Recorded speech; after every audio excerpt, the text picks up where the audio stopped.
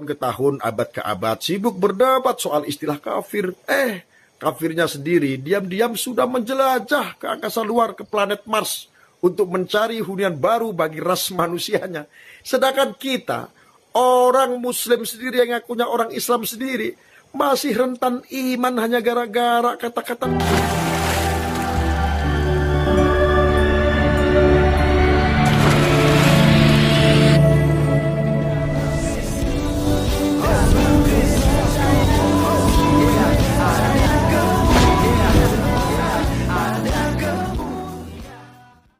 Salam Alechem Bisem Yeshua HaMashiach.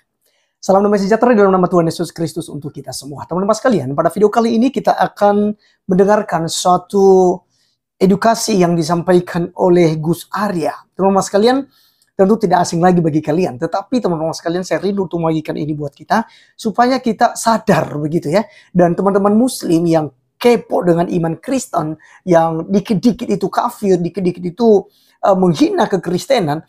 Padahal kalau bicara kafir seperti dikatakan oleh Gus Arya tadi itu sudah mendapatkan ilmu yang luar biasa ya. Mereka sudah bisa menciptakan kehidupan di luar daripada bumi ini teman-teman sekalian. Dan kalau kita melihat juga bahwa produk-produk kafir itu luar biasa dan itu dipakai oleh teman-teman Muslim. Tapi ya mudah sekali bagi mereka untuk menghina-hina ya kafir ini teman-teman sekalian. Oleh karenanya kita dengarkan apa yang disampaikan oleh Gus Arya berikut ini. Tahun ke tahun, abad ke abad, sibuk berdebat soal istilah kafir. Kafirnya sendiri diam-diam sudah menjelajah ke angkasa luar, ke planet Mars, untuk mencari hunian baru bagi ras manusianya. Sedangkan kita, orang Muslim sendiri yang ngakunya orang Islam sendiri, masih rentan iman hanya gara-gara kata-kata Natal. Masya Allah, malu kita sama orang-orang kafir sesungguhnya. Assalamualaikum warahmatullahi wabarakatuh. Jadi begini saudaraku, kafir itu menurut Kamus Besar Bahasa Indonesia atau KBBI adalah orang yang tidak percaya kepada Allah dan Rasul-Nya. Terjemahan dari KBBI ini lebih cenderung memandang dari sudut agama Islam. Maka orang yang non-Muslim disebut sebagai kafir. Atau agama lain Kristen juga mengenal istilah kafir. Dalam Alkitab banyak ditemukan ayat yang berisi istilah kafir. Misalnya dalam Bilangan 23 ayat 9, sebab dari puncak gunung-gunung batu aku melihat mereka. Dari bukit-bukit aku memandang mereka.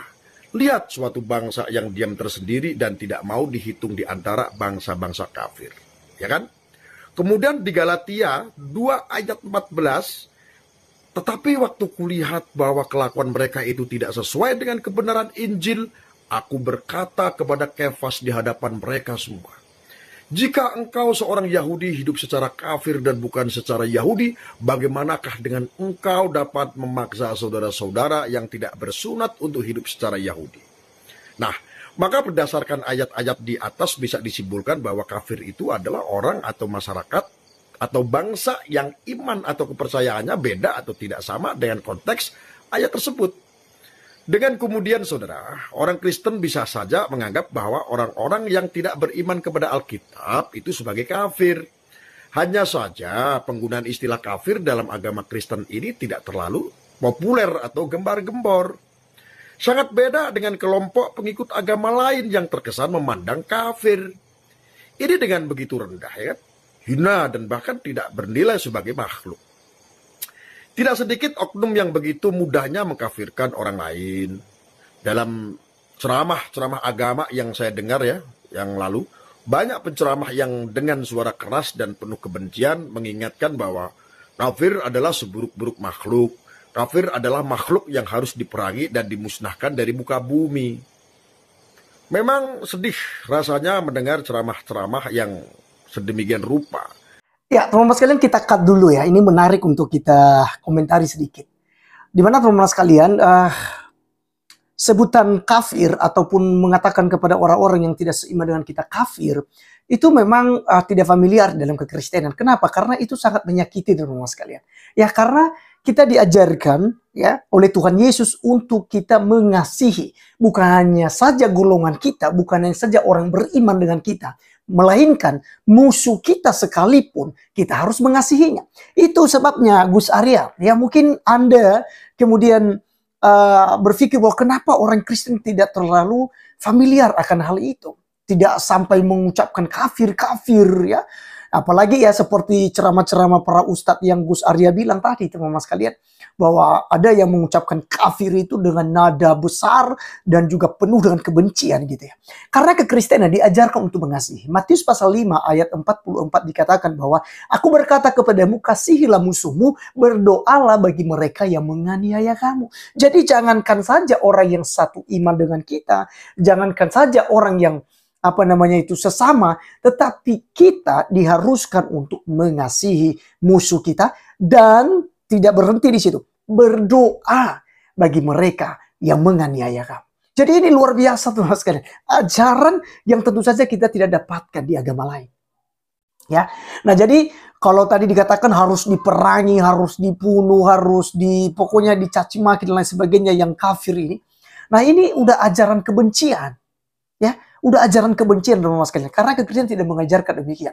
Justru ya Rasul Paulus yang mereka benci. Sekali lagi teman-teman sekalian, Rasul Paulus yang mereka benci, mereka maki-maki, bilang sebagai nabi palsu, dan macam-macam ya.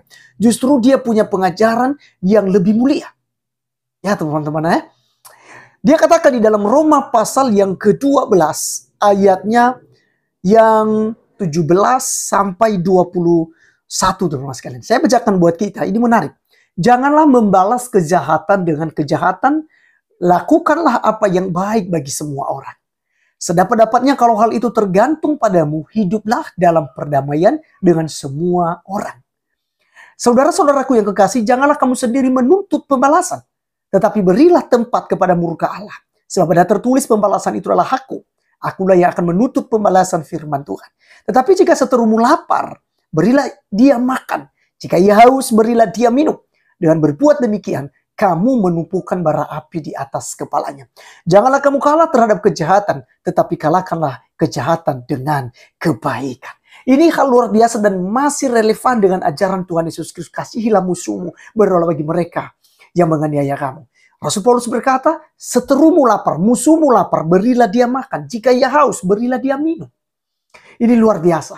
Maka teman-teman sekalian bersyukurlah karena Anda diajarkan dalam iman kekristenan yang diharuskan bagi Anda untuk mengasihi semua orang. Baik teman-teman sekalian, kita lanjutkan untuk menonton edukasi yang disampaikan oleh Gus Arya berikut ini. Setiap musim Natal misalnya, banyak peringatan supaya kita tidak meniru-niru kebiasaan kafir. Larangan ini merujuk pada orang atau karyawan toko di pusat-pusat perbelanjaan yang mengenakan atribut Sinterklas contohnya. Bahkan ada organisasi massa yang mengancam akan merazia, tapi sudah dibubarkan ya kan. Pusat-pusat perbelanjaan untuk memastikan tidak ada golongan mereka yang menggunakan atribut kafir tersebut. Alasannya, kalau kita meniru kafir, kita telah ikut menjadi kafir pula. Lalu bagaimana dengan sepatu, kemeja, jas, dasi, dan lain-lain? Dan ada handphone yang kau pakai saat ini kan? Untunglah angin segar sudah bertiup dari kota Bandar saat itu ya di Jawa Barat. Belum lama lah tahun-tahun itu 2019 ya tanggal 27 Februari Pondok Pesantren Miftahul Huda Al-Azhar Citangkolok dalam sidang Komisi Batsul Masali Maudiyah Musyawarah Nasional Alim Ulama Nahdlatul Ulama ya kan. Itu mengusulkan agar NU tidak menggunakan sebutan kafir untuk warga negara Indonesia yang tidak memeluk agama Islam. Pimpinan sidang Abdul Moksid Ghazali ya, mengatakan para kiai berpandangan penyebutan kafir dapat menyakiti para non-muslim di Indonesia. Disebutkan pula bahwa istilah kafir dianggap mengandung unsur kekerasan teologis ya. Maka diusulkan agar istilah kafir diganti dengan muwattinun ya, atau warga negara. Dengan begitu status mereka non-muslim ya, setara dengan warga negara yang lain. Itu kata Abdul Moksid Ghazali waktu itu. Sebagaimana diperkirakan saudaraku, asal atau wacana ini segera mengundang sikap pro dan kontra kaum non-muslim. Seperti PGI, Persekutuan Gereja-Gereja di Indonesia misalnya kan, dengan senang hati menyambut usul ini. Sekretaris Umum PGI Gobar Gultom mengatakan ya waktu itu bahwa saling mengkafirkan itu merupakan bentuk kekerasan teologis ya. Hal ini juga ia nilai mengusik persaudaraan dan kerjasama sesama anak bangsa. Sikap yang kurang lebih sama juga ditunjukkan oleh umat Katolik waktu itu, Hindu ya, Buddha, dan lewat organisasi keagamaan masing-masing itu pernah memberikan statement. Tapi di medsos banyak komentar yang sinis dan mengecam saran yang sebenarnya sangat bijak dari para kiai terhormat ini. Bahkan ada yang menulis dalam statusnya lebih baik dirinya keluar dari organisasi tersebut kalau ini menjadi suatu keputusan.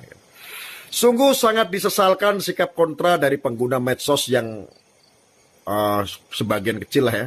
Artinya dia tidak rela jika warga masyarakat yang berbeda keyakinan dengannya itu diperlakukan sebagaimana mestinya sesama manusia.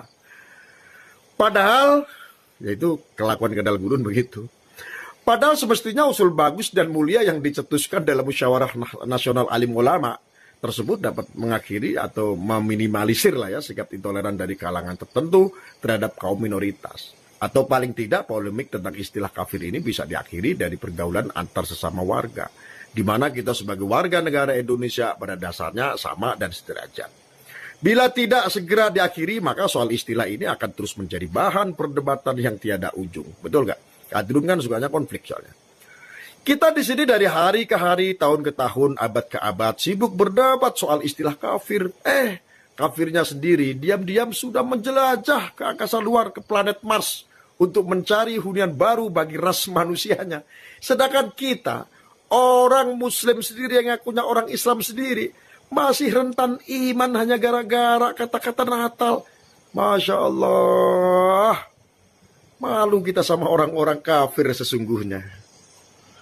Oke, teman-teman sekalian, itulah yang kita sudah dengarkan bersama ya.